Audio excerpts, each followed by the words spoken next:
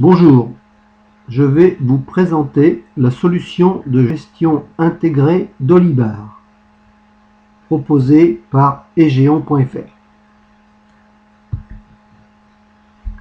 Je vais tout d'abord vous donner une petite présentation à partir du diaporama. Ensuite, nous irons dans le produit, la démonstration de Dolibar, quelques petites explications sur les services Egeon adaptés à Dolibar.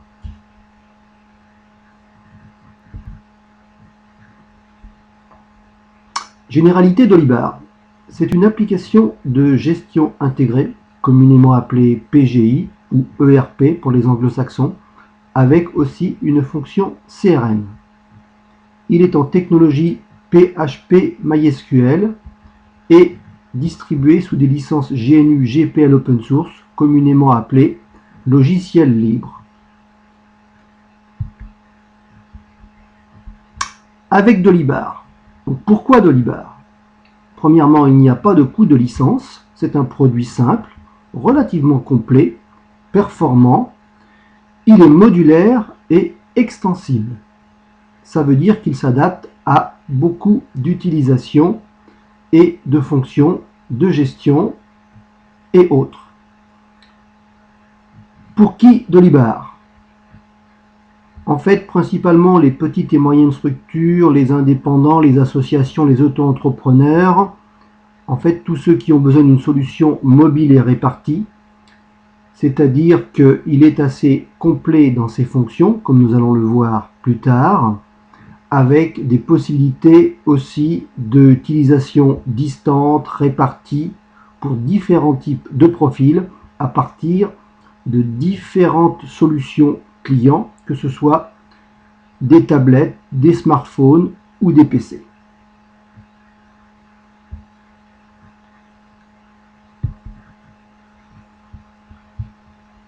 Les fonctionnalités globales. Donc, logiquement, bien sûr, il y a les utilisateurs, répartis éventuellement en groupes. Dans les tiers, nous avons les prospects, les clients, les fournisseurs, les contacts, répartis eux-mêmes, si possible, en catégories. Ils gèrent les produits et les services, les stocks, la gestion des expéditions. En ce qui concerne la partie commerciale, on peut faire des propositions ou devis, gérer les commandes clients, gérer des contrats, ainsi que des interventions techniques. Dans la comptabilité et la trésorerie, on peut faire les factures, les règlements, les dons, les notes de frais, gérer des rapports. Pour les banques, on peut donc installer les comptes, que ce soit des comptes professionnels, bancaires ou aussi de type compte caisse, toute la gestion habituelle, écriture, virement, dépôt. On peut gérer des projets avec une gestion de tâches et de suivi des consommés, ce qui est quand même très intéressant dans le cadre de prestations techniques. Il y a des outils très importants, comme la fonction mailing en fait pour le CRM, où on peut envoyer des campagnes de mailing à en fait l'ensemble des tiers que l'on a dans son système. Les imports et les exports, donc très important aussi lorsqu'on démarre une activité avec Dolibar, de pouvoir par exemple récupérer toutes les informations provenant soit de tableaux Excel si on a fait une gestion de type un peu personnel, soit d'autres PGI qui ne donnent plus satisfaction, et à ce moment-là on peut importer les produits, les services, les clients, toutes les données et des bases de données. Il y a aussi une fonction adhérent, c'est-à-dire qu'on peut utiliser ce produit pour faire des gestions d'adhésion, de systèmes donc de type collaboratif. Il y a une GED, gestion des répertoires, gestion des fichiers. La plupart des documents générés par le système sont des fichiers PDF stockés dans des répertoires, auxquels on peut adjoindre des répertoires personnels pour faire de l'échange de documents. Il y a une gestion point de vente, donc on peut avoir plusieurs caisses avec chacun leur magasin pour faire de la vente de type magasin. Et il y a une gestion d'agenda avec le calendrier et les événements pour l'ensemble des acteurs de l'écosystème des GE et de Dolibar. Voici en fait un écosystème type qu'on pourrait construire autour de Dolibar avec en haut l'ensemble des clients, au centre la partie principale, c'est-à-dire votre entreprise, qui peut être structurée de cette façon-là, avec un siège comprenant l'ensemble des acteurs, assistants, trésoriers, acheteurs, marketeurs, gestionnaires, et aussi les commerciaux et les réalisateurs. Il est itinérant, les mêmes commerciaux réalisateurs qui peuvent en fait être un petit peu partout, donc sur le plan géographique. Il y a aussi les vendeurs dans des magasins et un entrepôt principal. Vous avez sur la gauche les partenaires externes, donc commerciaux VRP, comptables, administrateurs, quand on dit ici support informatique par exemple. Vous avez à droite la partie technique, le serveur, le ou les serveurs Dolibar externalisés, et en bas, les fournisseurs.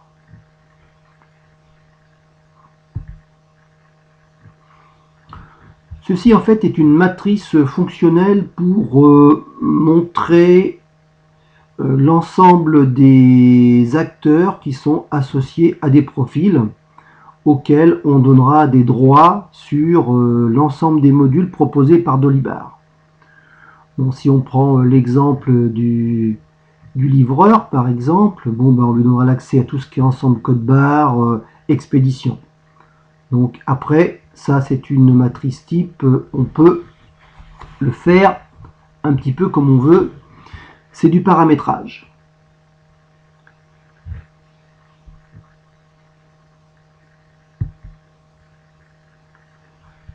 Une explication très sommaire en fait sur les flux métiers, avec donc les livraisons entrepôt vers client et fournisseur vers entrepôt. Un petit tableau sur le flux informatique des ventes de type normal, ce qui veut dire qu'en fait un client est en relation avec un commercial qui fait une proposition, le client accepte cette proposition et ensuite le commercial fait la livraison et ensuite envoie la facture. Une vente un petit peu similaire, sauf que là, dans ce cas-là, elle n'est pas faite par un commercial de l'entreprise, mais par un VRP.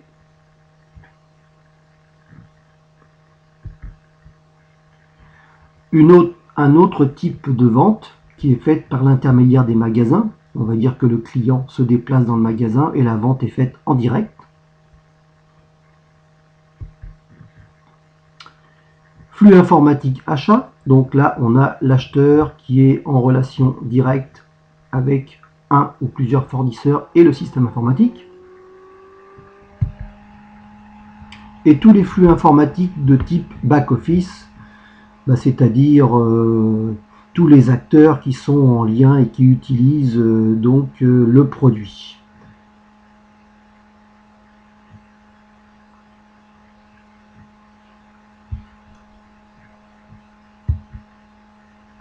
Nous allons faire une démonstration du produit pour balayer un petit peu toutes les fonctionnalités, pour avoir une vue un peu plus fun.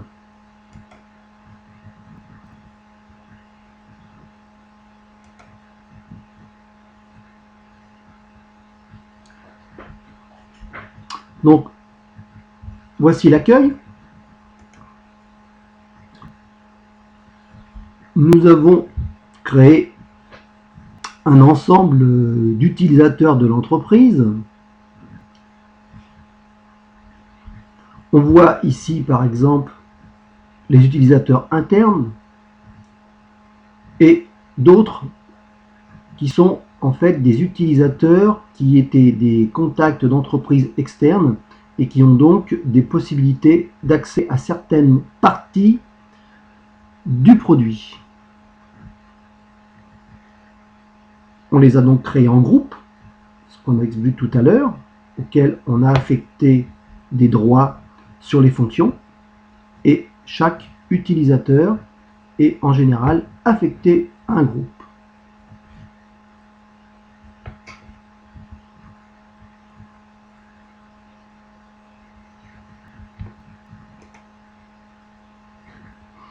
Les tiers, donc les tiers, ce sont les prospects, les clients, les fournisseurs en tant qu'entité plutôt, alors que les personnes sont plutôt apparentées à des utilisateurs ou contacts. Chaque société, chaque tiers en général possède un ou plusieurs contacts.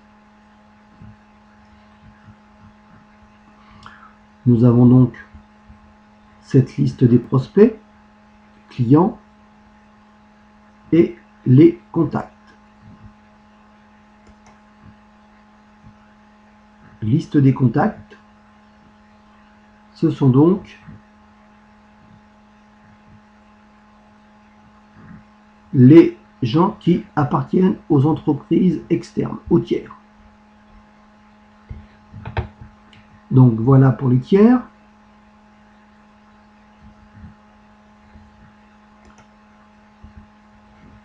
Produits et services.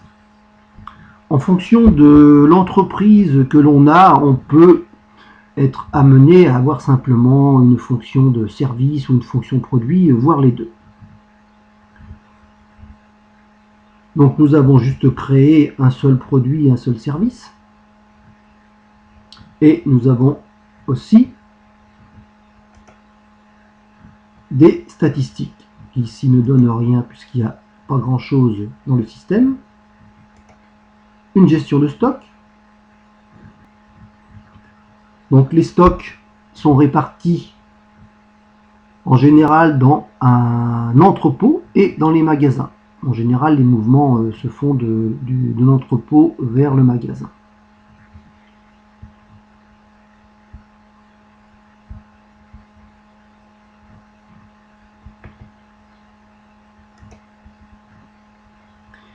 La partie commerciale. Donc, nous pouvons créer des propositions. Nous pouvons faire directement des commandes clients, faire des commandes aux fournisseurs, créer des contrats, générer des interventions.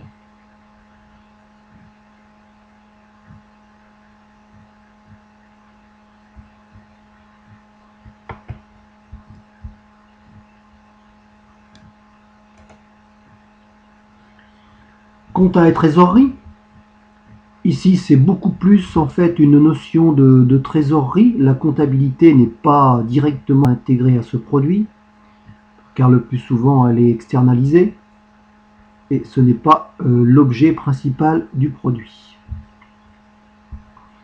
Donc ici, au niveau des factures, on peut générer les factures, gérer les règlements, aussi voir des statistiques. Partie client, gérer les factures fournisseurs,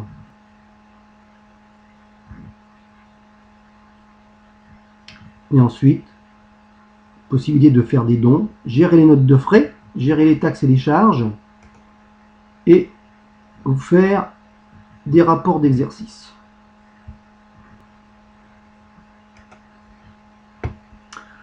Au niveau de la banque, on a donc au moins un compte courant, et ici il y a un compte qui est un compte de la caisse pour faire du point de vente. Donc là, les systèmes habituels donc de compte, de lecture-écriture, de virement, de transfert, de dépôt de chèques pour encaisser les chèques des clients.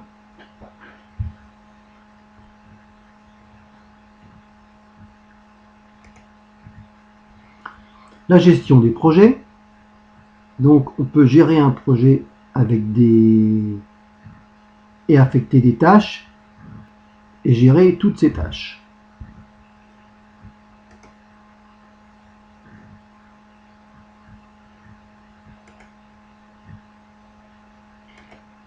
Le projet peut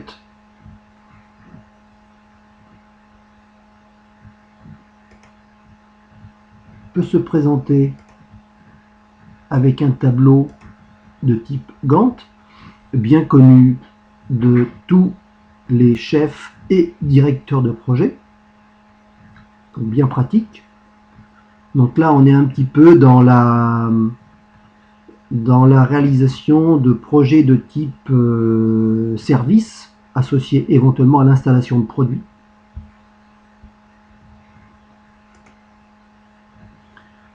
Les outils, donc à notre portée, on a comme outil le mailing, qui est un outil donc de communication vis-à-vis des clients et des fournisseurs pour faire passer des messages multiples.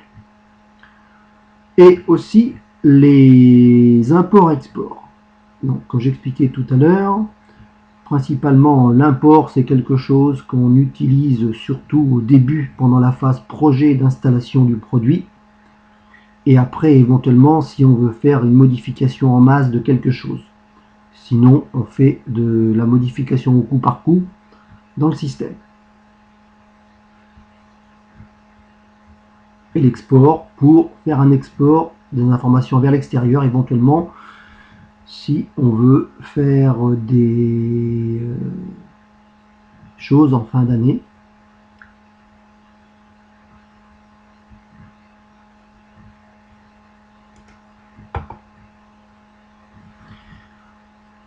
Une gestion des adhérents. Donc cette partie-là est en fait très orientée pour les associations, par exemple, clubs de sport, choses comme ça.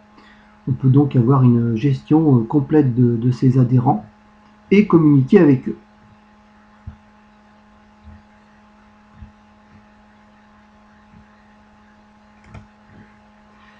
Le point de vente.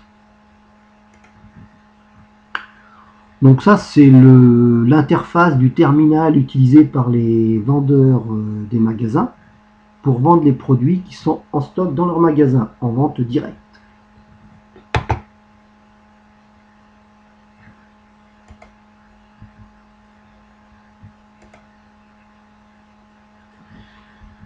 Donc on a un agenda qui forcément, en fait, s'il est sur un serveur et sur un hébergeur distant qui est la proposition donc des géants, sera partageable et visible par tout le monde.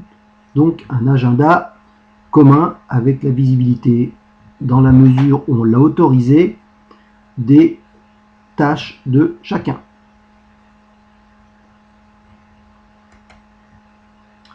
Et dernier point, donc la gestion électronique de documents. Nous avons un ensemble de répertoires qui sont utilisés par le produit pour stocker ses propres documents quand il génère des devis, des factures, des commandes. Ce sont des documents qui sont générés en PDF, qui en général sont envoyés aux tiers sous forme de mail. Et on a aussi la possibilité de créer ses propres répertoires pour stocker des fichiers éventuellement partageables et à mettre à disposition à des tiers. Tout l'environnement est en fait axé sur la possibilité dans l'écosystème que toutes les parties tiers puissent échanger autour de produits et au travers d'Internet sur un serveur hébergé à distance.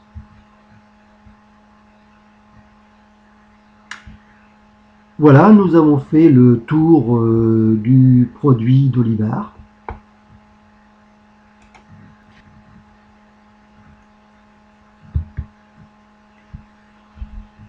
Donc la démarche Egéon pour installer ce type de produit chez quelqu'un qui est très intéressé par toutes ces fonctions.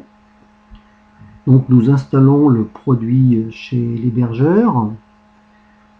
Ensuite, avec les paramétrages, nous installons les opérations le minimum pour pouvoir en fait surveiller, administrer, contrôler l'application, donc les sécurités, la sauvegarde. Nous affectons aussi au client un portail de support qui donc permettra à celui-ci de poster ses demandes et éventuels incidents au travers d'un portail, un système dit de ticketing. Avec le client, nous avons donc nos travaux collectifs, c'est-à-dire le paramétrage de l'application. On va faire ça avec lui pour faire l'import de ces données existantes et une formation de type prise en main pour qu'il puisse utiliser le produit. À partir de là, bon, il y aura certainement des questions. Si il peut se débrouiller lui-même avec quelques petites questions qui seront formulées par le portail, eh bien ça fonctionnera très bien. Si il a vraiment besoin d'une formation approfondie, à ce moment-là, ce sera un autre module. Et ensuite, nous avons le Go Live, c'est-à-dire que le client a les rênes et conduit son produit. Voilà très rapidement l'architecture de service proposée par Egéon. Donc des serveurs hôtes, une sauvegarde, les opérations incidents, demande, sauvegarde, surveillance, une gestion de relations clients avec des niveaux de service contractuels, et de l'autre côté, nos clients distants au travers d'Internet qui utiliseront tout type de support client matériel, PC, tablette, smartphone, etc., au travers de navigateurs donc, du marché. En conclusion, les axes principaux de la solution, en fait, on réalise certainement une économie par rapport à des produits soumis à licence.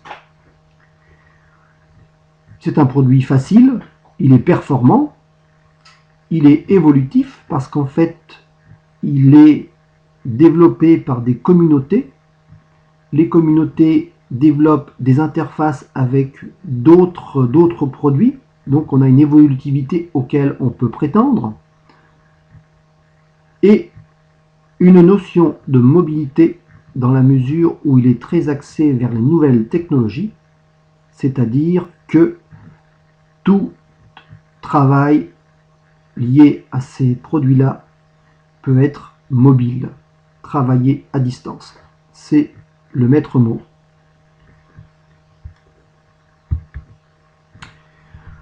Voici la fin, donc la solution egéon.fr, le produit pour le voir dolibar.fr, la présentation de Christian Chollet. Je vous remercie de votre attention et à bientôt pour une autre présentation.